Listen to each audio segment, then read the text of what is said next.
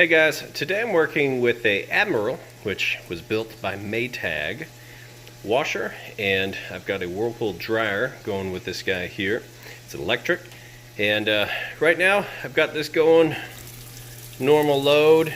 It's actually my super heavy load, looks about medium sized in here, so this is a very large capacity washer. And you can see here we've got it going on just a normal cycle. I've got it set to super, and of course all this stuff here gets tested out. The washer gets a 28-point inspection, the dryer gets a 22-point inspection.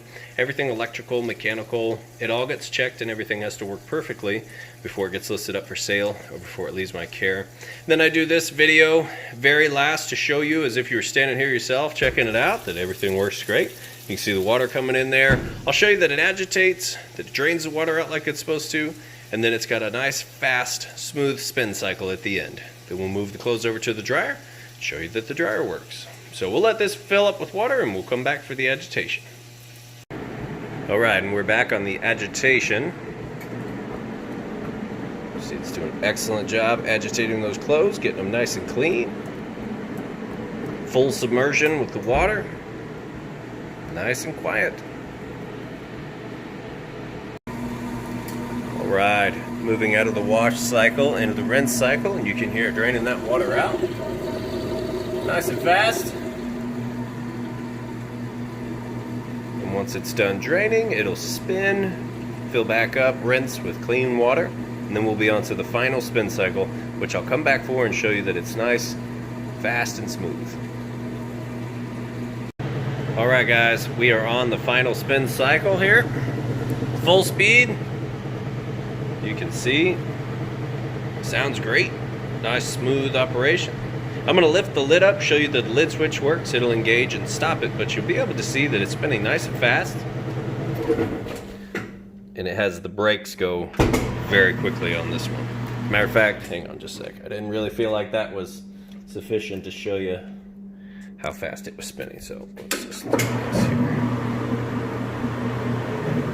Obviously you wouldn't do any of this at home, but I'm bypassing it to show you, so you know everything works perfect.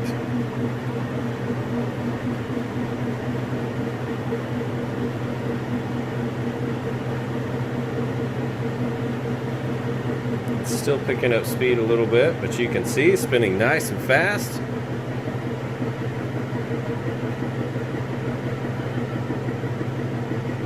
And then when we pull this out, boom, it stops really fast. So there you go, nice safety feature there. We'll let that finish up. We'll move these clothes over to the dryer.